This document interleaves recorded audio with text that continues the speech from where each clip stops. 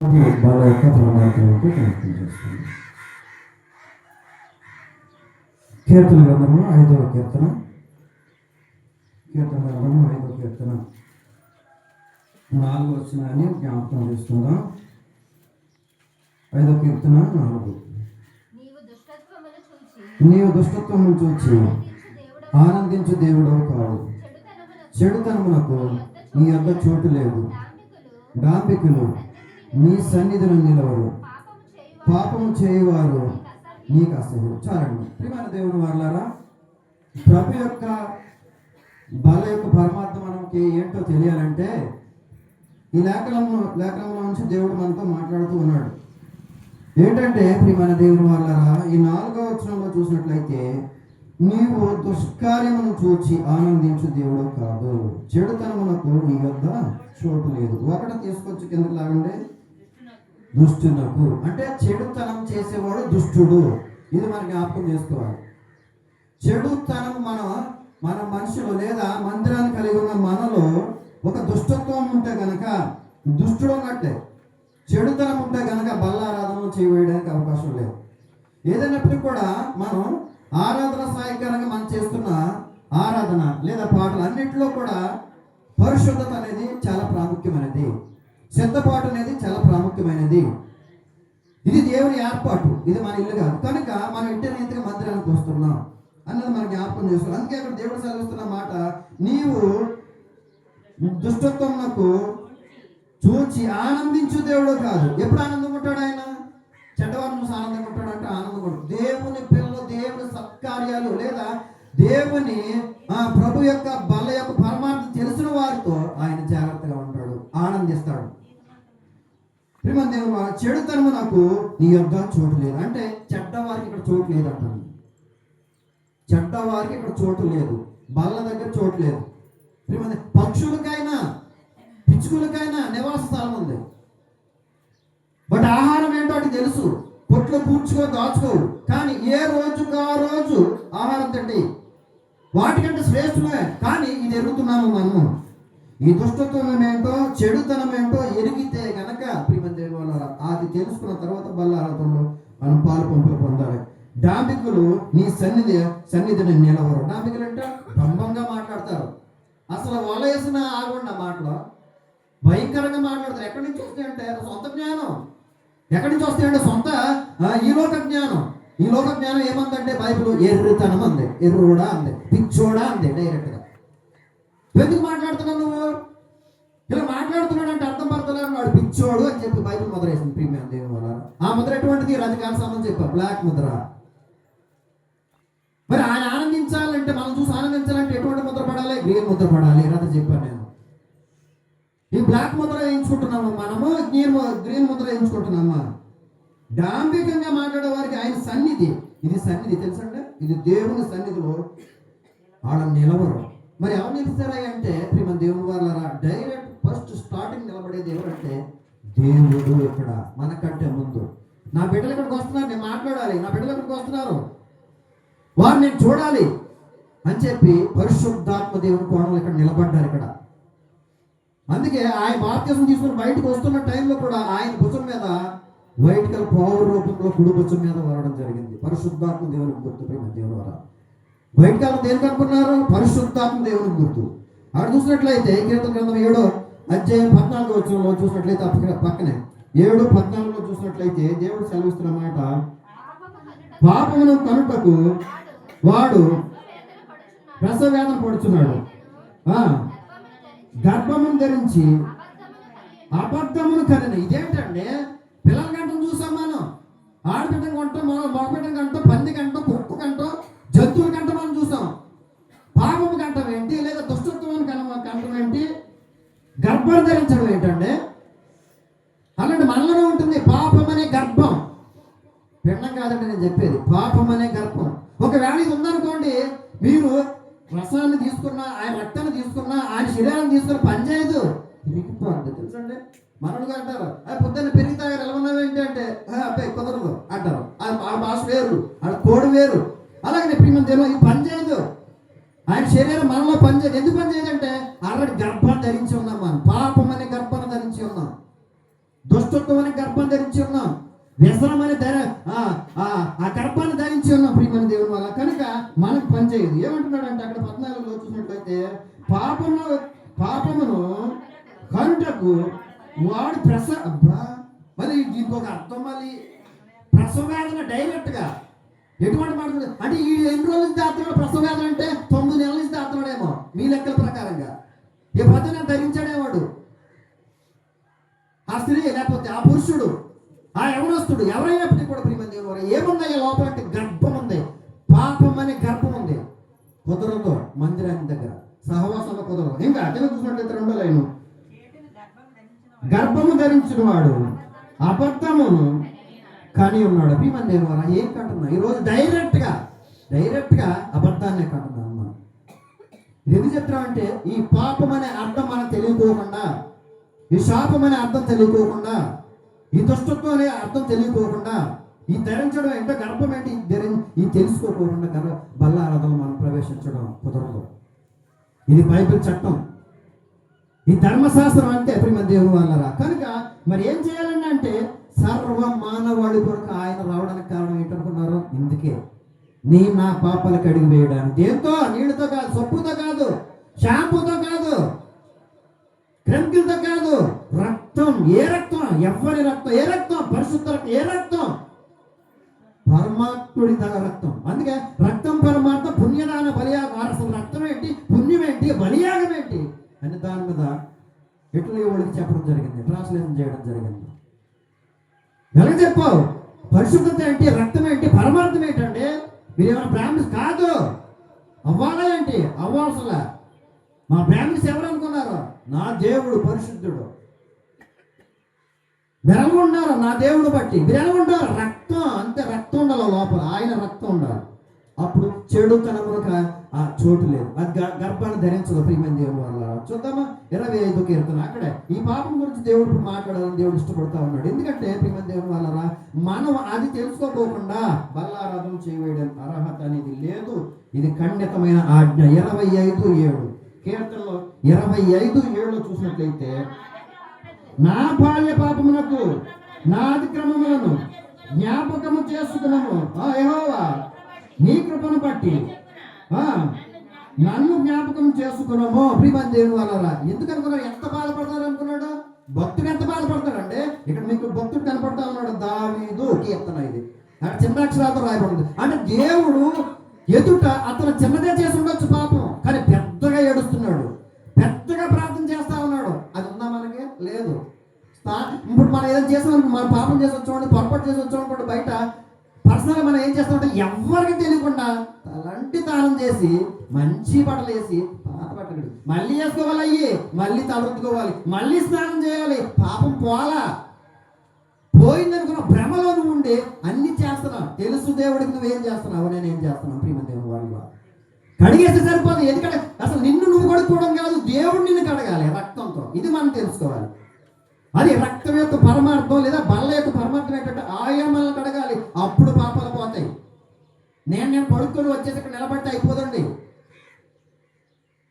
ప్రభు యొక్క బల్ల పరమార్థం ఏంటో తెలుసుకోవాలంటే ఈ మాటలు మనతో మాట్లాడుతూ ఉన్నాయి. మరొకసారి, నా బాల్య పాపము అంటే చిన్నప్పటి నుంచి పాపం చేస్తాం, నువ్వు నేర్పించే విధానాన్ని బట్టి. అరే నీకు 2 చాక్లెట్లు ఇచ్చా, ఆ పక్కడికి 1 చాక్లెట్, 1 గుడ్డు కూడా వద్దు, 2 గుడ్లు నువ్వు వద్దు, నేను భోజనంలో వేస్తాం. మనం ఏం నేర్పుతున్నాం? బాల్య పాపం మనమే నేర్పేది.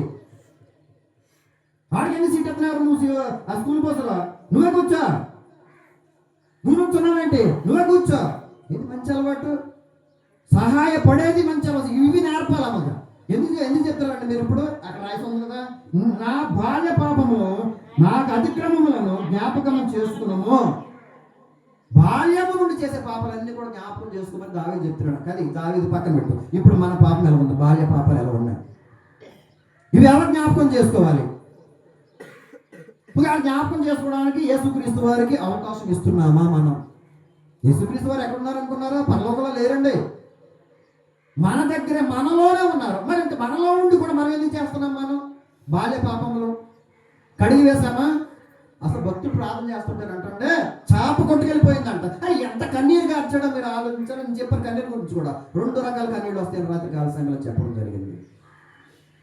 కనుక ఇంకా చూసినట్లయితే అదే కీర్తన 11లో చూసినట్లయితే పక్క పేజీ తిరగండి 11 25:11 యెహోవా నా పాపము బహుఘోరమైనదని మామూలు కాదంటే బాల్యము కాని చేసే పాపాలన్నీ కూడా బహుఘోరం. అంటే నువ్వు కాటా వేసినా సరే ప్రియమైన వల్ల ఆ ధర్మ కాటకి నిలబట్టలేదు. ఆ తక్కిడి సమానంగా రావట్ల ప్లేట్లో 2 ప్లేట్లు సమానంగా వస్తేనే నీకు కరెక్ట్ అయిన బరువుతో నీకు ఇవ్వడం, నీ డబ్బులకు సంబంధించి, నీ కష్టాలకు, నీ పరిశుద్ధతకు సంబంధించి ప్రియమైన వాళ్ళరా బహుఘోరమైన వంట.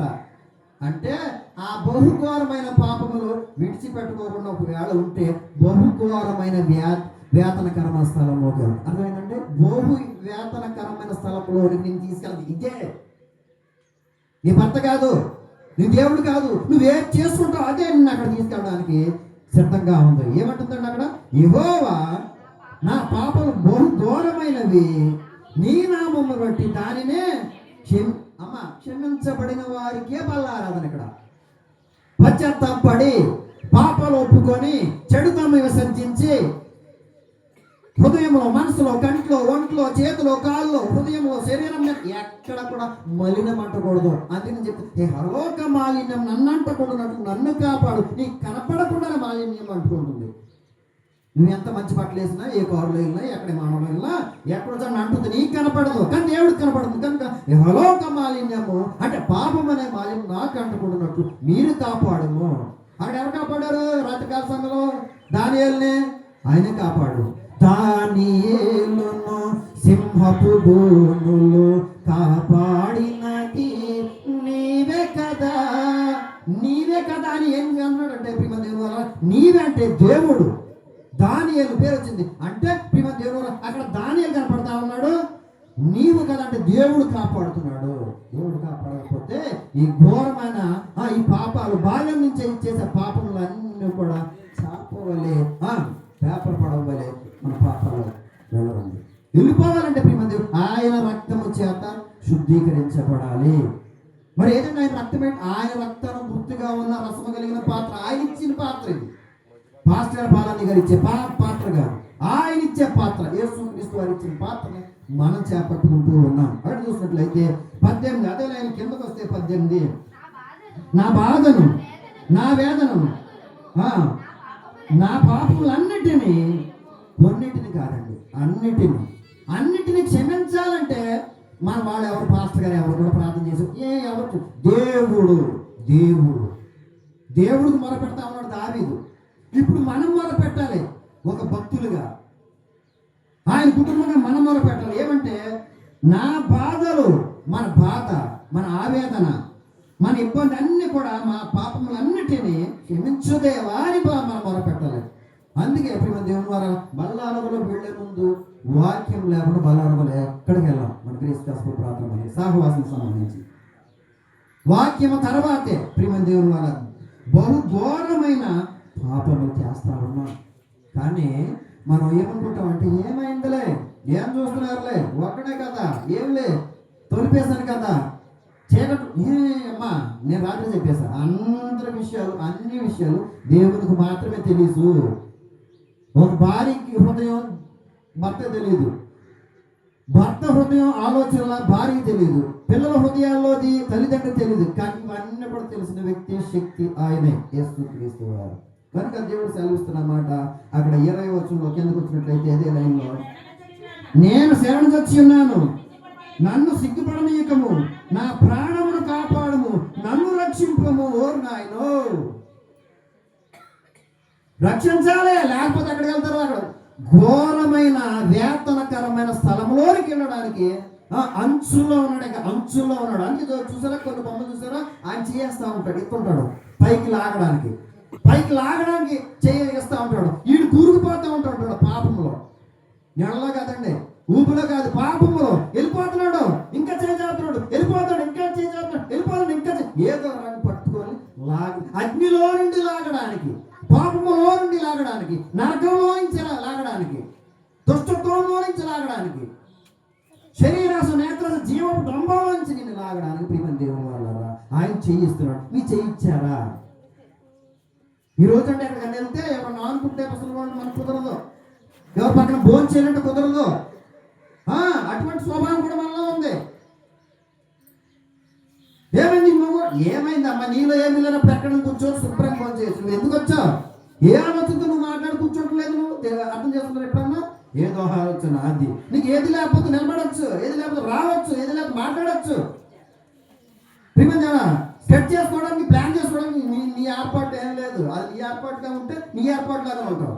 నీకు ఏది లేదనుకో, ఏది లేకుండానే మనం దేవుని ఏర్పాట్లు ఉంటాం. కనుక ఇక్కడ ఏమన్నాడు, నా ప్రాణము కాపాడము, నన్ను రక్షింపము. దాని ముందు ఆయన శరణు వచ్చినప్పుడు అంటే మొర్ర పెట్టాలి, పచ్చడి పడ కుడి పక్కన ఉన్న దొంగ మొర పెట్టాడు, ఇద్దరం తీసుకెళ్ళొచ్చు అందు నేనైతే కారణంగా అందునేమో మనకున్న విధానాన్ని బట్టి మీరు దేవుడేమో ఇద్దరు తీసుకెళ్ళొచ్చుగా, మీకేంటి అంత స్వార్థం ఏంటి అని అంటారు కూడా, అనే ఉండొచ్చు ఆ టైంలో కూడా మళ్ళీ అంటాడు. కానీ మన దేవుడు ఏర్పాటు చేయబడిన వాడు, దొంగ ఏర్పాటు చేస్తున్నాడు ఆయన. సరే మరి నీకు కంటికి కనపడేది, నువ్వు బాహ్యంగా కనపడేది నాకు అవసరం లేదు, కానీ నువ్వు లోపల నుంచి చెప్తున్నావు చూసావా, లోపల కానీ బయటికి తీసుకొచ్చి నాలో పోతున్నావు చూసావా, నాకు ఇస్తున్నావు చూసావా, అవి నాకు కావాలి బాయ్. కనుక ఆ లోపల నుంచి ఆ తోడే కన్నీళ్ళు, ఆ తోడే పశ్చాత్తాపం, ఆ తోడే పాపాలు, ఆ తోడే ఆ విధానం నాకు ఇస్తున్నది చూసావా తోడి, అవి నాకు కావాలి అబ్బాయి. కనుక నువ్వేం చేస్తావంటే నేడే, ఇప్పుడే, నువ్వు రేపు ఒకసేపు ఉన్నాక పలానా లేదు, ఇప్పుడే నేడే నువ్వు కూడా నాతో డైరెక్ట్గా పరలోకం. అంటే ఏం చూస్తాడు ఆయన అంటే లోపల ఇవన్నీ కూడా చూస్తాడు. ఈ లోపల ఇవన్నీ కూడా సైడ్ పక్కకు వస్తాడు, దేవునికి ఇవ్వాల్సింది ఇచ్చాడు. మంచి కన్నీరు, ఆ కన్నీరు పై రెప్పలో ఇక్కడ సంచులు ఉంటాయని చెప్పారు అక్కడ, ఆ కన్నీరు కిందకు వస్తే ఎట్లా పడతాడు దేవుడు. ఆ కన్నీరు ఆయనకి ప్రాముఖ్యమైన ప్రియమైన దేవుడు వాళ్ళ. కనుక దేవుడు పాపములు అంటాడు, బాల్యం నుండి చేసే పాపములు అంట ఘోరమైనవంట ప్రియమైన దేవుడు వల్ల. ఆ ఘోరమైన పాపములు జ్ఞాపకం వేసుకుంటున్నా ఆ దేవుణ్ణి మనం జ్ఞాపకం చేస్తాం. చూసినట్లయితే ప్రియమైన దేవుని వల్ల ఇక్కడ ఆఖరి మాటగా రోమపత్రిక 8వ అధ్యాయము, వీటన్నిటి కారణం ఏంటో ఇక్కడ రాయబడి ఉంది. రోమపత్రిక 8వ అధ్యాయము 1-2 వచనాలు జ్ఞాపకం చేస్తున్నట్లయితే మనం బల్లారాధనలో ప్రవేశిద్దాం. రోమపత్రిక 8:1-2 వచనాలు. కాబట్టి ఇప్పుడు యేసునందున్న వారికి ఏ శిక్ష విధి లేదు, క్రీస్తు యేసునందు జీవమునిచ్చు ఆత్మ యొక్క నియమము పాప మరణముల నియమము నుండి విడిపించెను. ఎట్లనగా ధర్మశాస్త్రము దానిని దేవుడు చేసెను, శరీరము అనుసరింపక ఆత్మ అనుసరించు నడుచుకుని ధర్మశాస్త్రము సంబంధమైన నెరవేర్చబడవలెను. దేవుడు తన సొంత కుమారుణ్ణి పంపి ఆయన శరీరమందు పాపమునకు, అంతేనండి, పాపమునకు అంటే మనకు బదులుగా ఆయన శిక్ష విధించబడింది. ఆయన శిలువ వేయబడ్డాడు, ఇంకా మళ్ళీ శిలువ జరగదు. చూపెట్టుకోండి, మళ్ళీ రారు. ఇంకా ఆయన పుట్టరు. ఎప్పుడు చెప్తా ఉన్నా, గత నెలంతా చెప్పాను, పుట్టరు. ఆయన ఇంకా ఆల్రెడీ పుట్టారు, వచ్చేసరి ఆయన ఇంకా ఈ కోణంలో రారు. వస్తే కనుక మనం తెచ్చుకోవడమే. ఆయన రాకడెప్పుడో తెలియదు, సిక్కమన్న గారు నాన్నగారు అన్నట్టు మన పోకడెప్పుడో తెలియదు. అది జరుగుతూ ఉంది బైబిల్ చట్ట ప్రకారంగా. కనుక మనం ఏం చేయాలంటే మన పాపాల నిమిత్తం ఆయన చనిపోయాడు, మన పాపాల నిమిత్తం ఇంకా చనిపోవడానికి ఆయన ఆల్రెడీ పాపాల సిలువలో తుడిచేశాడు. ఆయన అడ్డం లేకుండా ఎత్తేసాడు. ఇక తుడవడం, మీరు అనుకుంటున్నారు ఆయన ఇక తుడవడం అయిపోయి తుడిచేశాడు, అడ్డం లేకుండా ఎత్తేసేసాడు, వేల చెల్లించేసాడు. వేల అంతమంది చెల్లించడండి, జులమాన వేశారండి, తప్పు చేశారు, జులమాన వేశారు. పెద్దలు ఇక్కడ గ్రామంలో ఒకసారి వేస్తారు, 2-3 సార్లు తప్పేయరు. దానికి పరిష్కారం కట్టి అప్పుడు నువ్వు వెళ్ళాలి, అంతే. కోర్టులో కూడా అంతే, నీకు చేయవలసింది చెప్పు, ఇలా చేయాలంటారు, దాని ప్రకారం చేయలేదు. రాజుగారి సమాజం కూడా చెప్పాను దాన్ని, లేదా వాయిదాలు పడతా ఉంటాయి. అది ఎక్కడ తీసుకెళ్తాంటే ప్రియమంది వల్ల ఘోరమైన వేతనకరమైన స్థలానికి తీసుకెళ్తా ఉంది. కనుక మన ఆ కోణంలో మన నిమిత్తం ఆయన ఏం చేశాడంటే ప్రియమంది వల్ల క్రీస్తు యేసునందు జీవమిష్యము. ఆత్మ యొక్క నియమం ఏంటంటే ప్రతి ఒక్క పాపముల నిమిత్తము, ప్రతి ఒక్క బాధ నిమిత్తము, ప్రతి ఒక్క ఈ వ్యసనాల నిమిత్తము, కోరికల నిమిత్తము, కంటికి కనపడేది, చెవులు కనపడేది, లేదా ప్రియమైన దేవుని వాళ్ళ పాపాలన్నింటికి కూడా వెల చెల్లించడానికి ఆయన సిలువలో నిలబడ్డాడు. ఎర్రని ఎండలో మనం ఎక్కడ నిలబడ్డాం?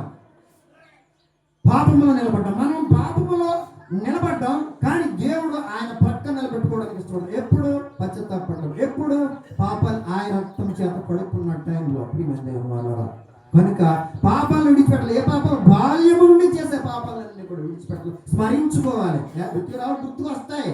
మీరు ఉండండి, ఒంటరిగా ఉండండి, మీరు దేవుల్లో ఉండండి, ఆటోమేటిక్గా గుర్తు రాకపోతే నన్ను అడగండి, నేను అవన్నీ కూడా గుర్తు తెచ్చుకున్నాను. అవన్నీ కూడా గుర్తు తెచ్చుకున్న తర్వాత పడిన తర్వాతే నేను ట్రైనింగ్ అయిందంతా కూడా నా ఇంట్లో ఒంటరిగా దేవునితో కలిసి ఎవరితో కలిపేసాయి. కొట్టుకు ఆయన సాప కొట్టు ఏంటి? ఆయన ఫ్యానే లేదు, ఆయన సాప లేదు, ఆయన ఇల్లు లేదు, ఏమీ లేదు.